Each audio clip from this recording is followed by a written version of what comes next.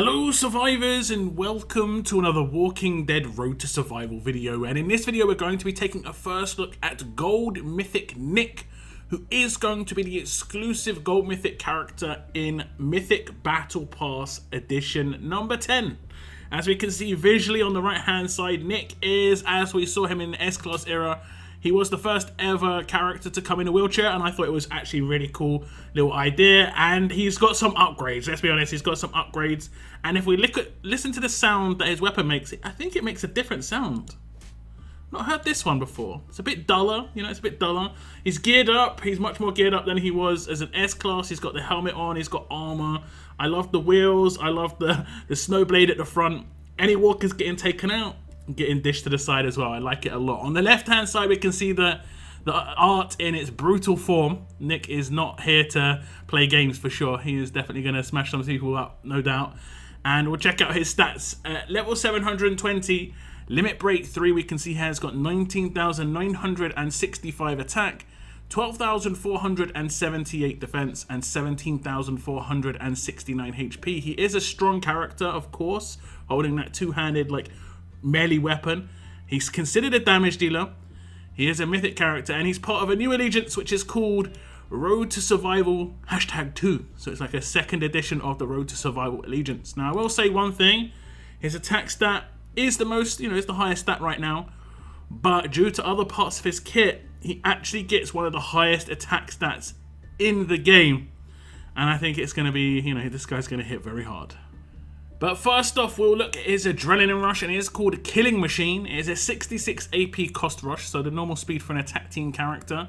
Deal 30% of this character's attack in main damage to a single enemy. This character gets 40% attack for 3 turns. This is actually just a nice basic rush. It's quite similar to the Mythic Connie that we've got, who's also a strong character, where it's dealing main off of the attack stat. I actually like that quite a lot. We were actually talking about this for about a month ago, in the last month, where a lot of the main damage in the game is based on HP. It's also based on defense. We only have a couple of characters out there that have anything that's sort of like based off of their attack stat, and Connie as a silver was one of the few, and I utilized her quite a bit and I thought it was quite nice. Now here's the 40% attack buff that's going to come in, and this is going to stack with all the other attack buffs that Nick can get in his kit. As you can probably see, he has got a special skill that's going to give him some attack boost, but this is nice. Obviously it lasts for 3 turns. By the time that his next rush comes around, he's still going to have this buff, and it will boost the main damage he's going to do. Okay, so we're going to do the Adrenaline Rush here of Nick, and you can see already that he has got a 20% attack boost. This is due to other parts of his kit, which we'll get into in a bit. I'm going to attack someone with quite a lot of HP. We're going to see if we can do a reasonable amount of damage here. And it is going to be main damage, and you can see against characters with anything based off of HP, specialist skills like vitality, it's going to be really good because they're obviously not going to heal up as much. If they've got main damage based on the HP, they're not going to deal as much damage. Now you can see the attack stat of Nick has been boosted by 40%, but it also stacks with his specialist skill. So instead of it being overriding it to make it 40%, it does the 20% which he initially had, plus the 40%, plus 40% of 20%. This can scale crazy high, guys. This can scale crazy high. I'm kind of excited about this. This is going to be really good. But this isn't the only attack bonuses he's going to get. Oh no, we will look at those in a bit. But these buffs are going to be great. And obviously by the time Nick's next rush comes around, he'll get some more ticks on his specialist skill, which will increase that attack percentage buff even further. So it's going to be really good. It's going to be really good. We'll look at the upgrades. You can see at grade 3, it gets a 10% main damage increase. So it goes from 10% up to 20% of this character's attack in main damage. At grade 5, it gets plus 20 attack up. So initially it is a 20% attack buff. Then it goes to 40%. Then we get into the limit breaks. At limit break 2, it gets plus 1 to the attack up duration. This is actually quite important if you do want him to rush with the buff that he's going to have. And that will make huge difference to the damage output that he's going to be able to bring. Really big difference. And then in the last slot, you can see he has limit break 3, another 10% main damage. Again, pretty important. This character needs to be hitting those high limit breaks to get the best damage output when it comes to his Adrenaline Rush for sure. And it is going to make a big difference because, like I said, this all stacks together, especially with the attack up durations. They all stack together with his rush, with his specialist skill, and with other parts of his kit as well, with his weapon, leader skill from, you know, the leader, and one of his passives. So I like this rush a lot, obviously. I like main damage. I like it when it scales off of things, and it scaling off attack is something that we don't have a lot of. So there's definitely usage for this character in just percentage attack teams where you could still have someone who deals main, which is pretty interesting. I think you can probably get this guy's attack stat up high enough with buffs that it will be able to one-shot some characters. I think you could go all out in attack stat and be pretty happy with the results. Pretty happy indeed. I'm looking forward to the potential of using this character on an attack team. That's why I was kind of disappointed when we couldn't use Sawyer on an attack team, just because we didn't have much attack usage for some characters which kind of would self-sustain their own main, because he had 60% defense buff on his own kit. But this guy's going to work on those attack percentage teams because he gets the main off of his attack stat. Brilliant. Now, before we move on to those passives to see some of those extra bits of damage that he's going to be able to get, he's got a signature move called Finely Tuned. It has got an initial cooldown of turn 1, cooldown of 2 turns, number of uses unlimited. Deal 10% of this character's attack in main damage to a single enemy. This character gets a Guardian Shield. I don't think this is, you know, too crazy. It's going to do a little bit of damage. He's going to give himself some nice protection though. If you do ramp his attack stat up, he might get focused a bit more by defense teams, is worth noting. So this isn't actually too bad. It'll also keep the AP rolling in the right direction, you know, up and as high as possible. He has got a 66 AP rush, so he's going to need to get attacked, or, you know, he's going to need to get something from somewhere. And that Guardian Shield, even if he does get attacked once, will give him 1 AP. Even if you don't take any damage with a Guardian Shield on, you do get that 1 AP. And if you guys know, 65 AP is a big problem. You know, if you don't have any 8% weapons on your team, you're going to have characters not rushing naturally on turn 3, which is definitely what you want. So we're just going to test out this signature move, but it's pretty basic. And like I say, it's not huge amounts of damage, but it will whittle characters down. So we're here off the first turn this time around, and he will not have any attack bonuses because of his specialist skill not proccing until the end of the turn. We're going to just do a signature move, and you can see it just does a little bit of damage. It is main damage, so like I said, it's unhealable. This is going to be great in certain game modes. I've used main damage in Conquest before, certain stages, really nice. And you can see he gets that Guardian Shield, and that means if he takes any damage, we'll just do a couple of basic attacks and defend. If he takes any damage, he'll gain... Well, he's not going to take any damage. Oh, I did. There we go. You see, 0. He took 0 damage, and he gained a bit of AP because of that, but then he got attacked with afterwards, so 2 attacks did come in. So it doesn't help with, like, full team stack, but it is going to protect you against one of those hits, which is pretty useful still. Now, going straight into the upgrades on the signature move, you can see a grade 2, it gets -1 to cooldown. So it goes from a 3-turn cooldown down to a 2-turn cooldown. I'd say that's actually quite important, but grade 2 is quite easy to come by. Grade 4, it gets -1 to starting cooldown.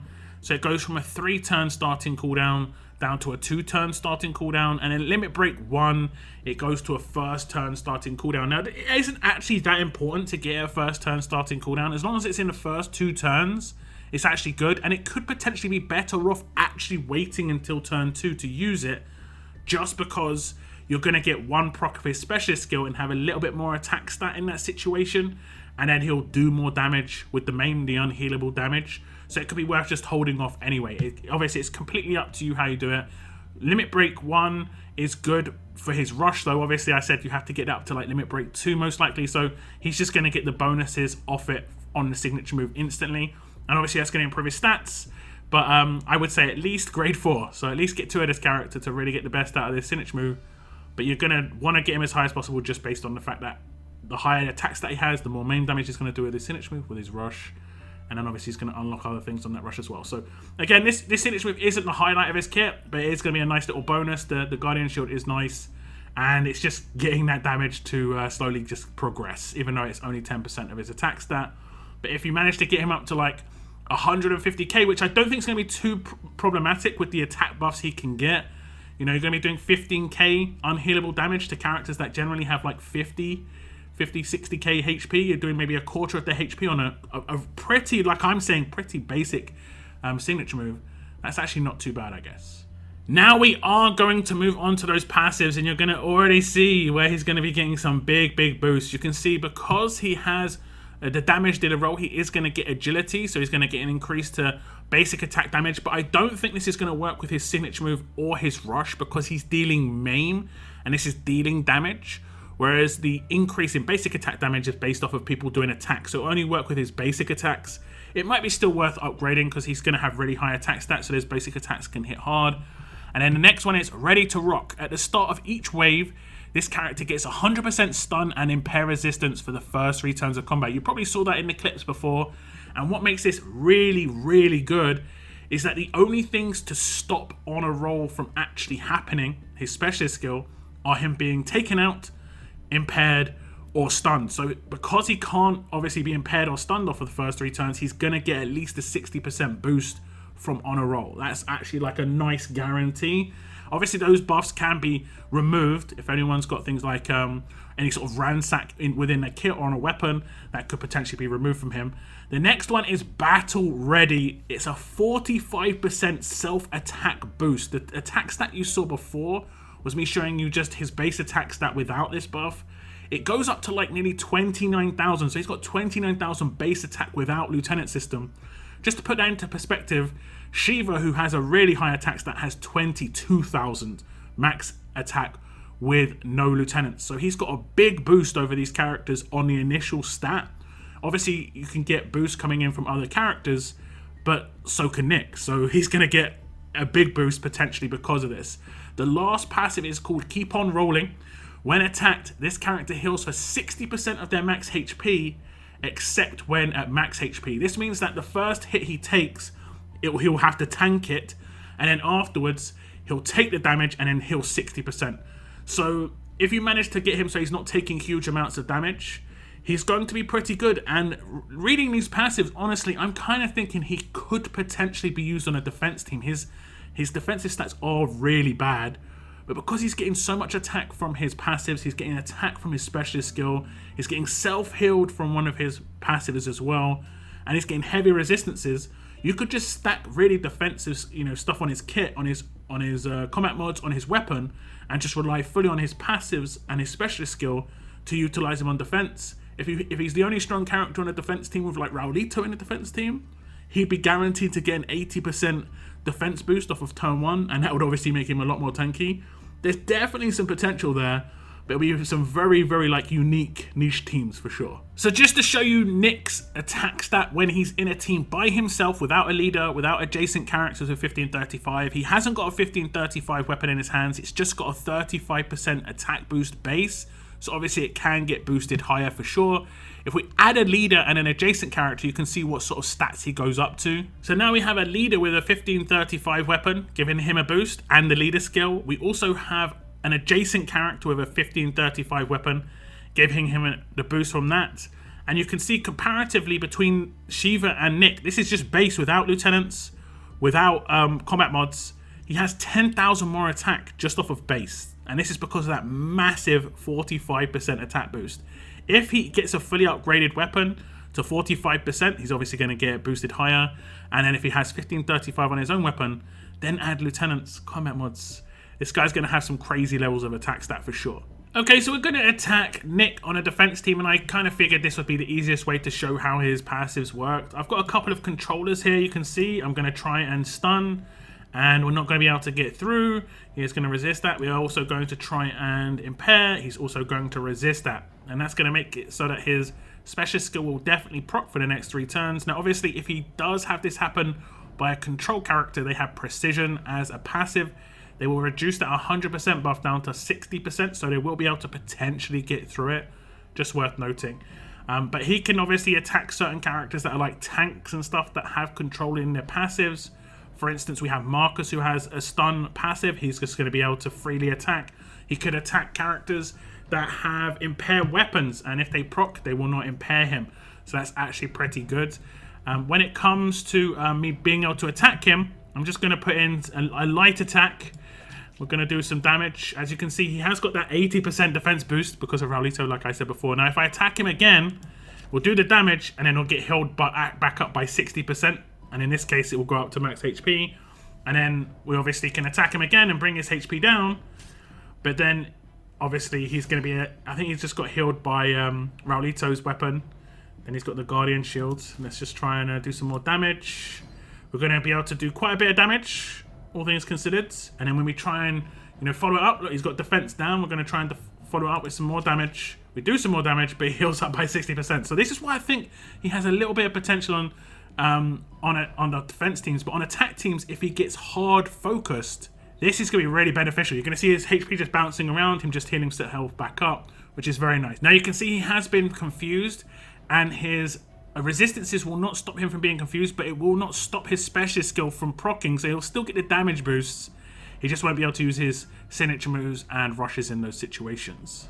So we'll look at the upgrades for those passives, and you can see the first half of Ready to Rock is at grade 1, where he gets 50% of the stun and impair resistance.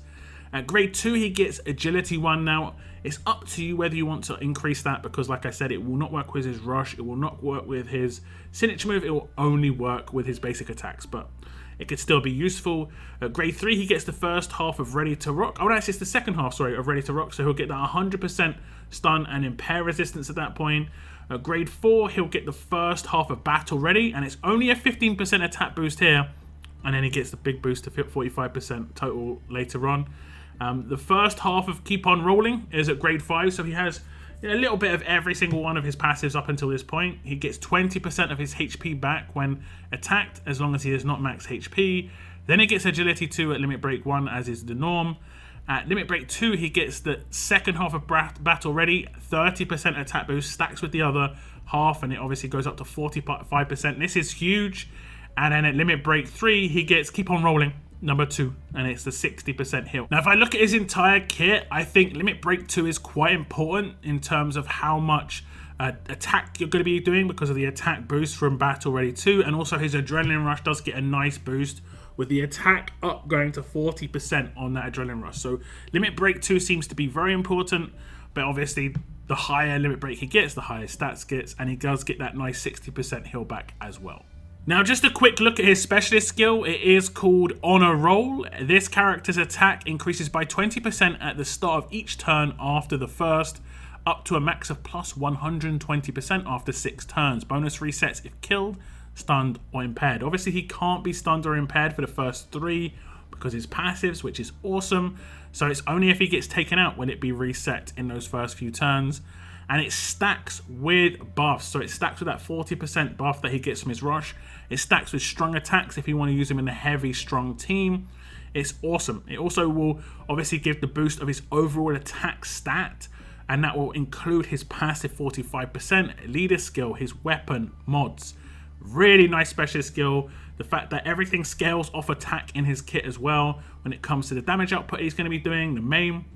It's going to be great. It's going to be great. I have used Connie, and she has pretty much identical when it comes to maim on the rush and on a roll, and I got her to like plus 144% with a strong attacks weapon, I believe with 2 characters. I think it was 2 characters. So his rush almost gives him a strong attacks boost as if there's 4 characters.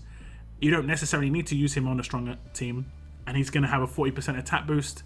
I think his attack boost could get pretty high in that situation. Now, you're probably not going to have raids last 6 turns, so you won't get the full benefit of his specialist skill there, but you will get in other game modes, for instance, in Challenge Run and Conquest, which is actually going to be pretty nice, or in other game modes that potentially come out in the future. Now, that is not all Nick brings to the table. He has got an attached weapon, and it is Nick's Savage Spear, and it is actually pretty nice. It is a 4-star weapon, so you can upgrade this 3 times, then make it 5-star, then upgrade it 3 more times. It has got a 35% attack base, a huge bonus to AP when attacking, and in the 3rd slot it has Healing Stun. When attacking, a better chance to stun the enemy and regain 15% HP for 2 turns. I think this is actually pretty good, but it is, again, worth noting that the 3rd slot will only work with his basic attacks because stun weapons do not proc with main damage. They only proc with actual attacks because, like it says, when attacking. And the signature move and the rush are dealing damage. This is just the 3rd slot issues with, you know, non-on attack things like Gentleman, for instance, doesn't have much that works with his kit. So you might want to swap that out for something else, and you'd still be able to get very high attack because his base attack is 35% here. You'd upgrade it 3 times, to 50%, make it a 5-star weapon, 1535, and then you've got 2 more upgrades to get 1 more 5% boost, so you can easily swap out that 3rd slot if you so wish, and I would definitely recommend it. What you'd want to go for, I guess, is completely up to you. You might want to go for HP here on an attack team. You might want to go for AP on defense, so if he does get attacked, you're going to get your rush quicker. You know, there might be some nice niche thing in here that you could use that would work really well with Nick. I'm not actually sure. I'd have to probably go through the armory and see if there's anything particular with strong characters in their 3rd slots that would work with, you know, characters that deal maim damage. So this is Gold Mythic Nick, and he is actually a pretty interesting character. Like I said, it's going to be nice against those tanky teams because he bypasses defense. Maim obviously bypasses defense. It's flat, pure damage. And there are some tanky teams out there, guys. There are some tanky teams, and you had to go very defensive with your team to be able to use teams like that, because you'd have to have like Pam lead or maybe Wang Fa lead or these characters to build the defensive HP based characters that deal maim. But now you can still have your attack team and just have a maim based attack damage dealer, which I think is going to be pretty nice. Like I say, his attack stat's going to go through the roof. The attack buff he's going to get is going to potentially get up to like 150, 200%. I can see that rush doing absolutely huge amounts of damage. It's going to be dirty, and I think this character is pretty cool. It's pretty cool, especially as quite an accessible character as well. It's kind of what, you know, a lot of people needed. But even though he's strong, it may seem like, oh, he's not the right trait. You can't deal trait damage with maim, so it doesn't really matter what trait he is, to be honest. So this is absolutely fine for me. But do give me your thoughts in the comments down below about Nick, and he will be the exclusive character in Mythic Battle Pass 10, which should be dropping into the game once the current Battle Pass with Angel ends on Thursday. Do leave your thoughts in the comments down below about this character. That is the end of my video, guys. I want to thank you very much for tuning in, and as always, keep on surviving, guys. Keep on surviving.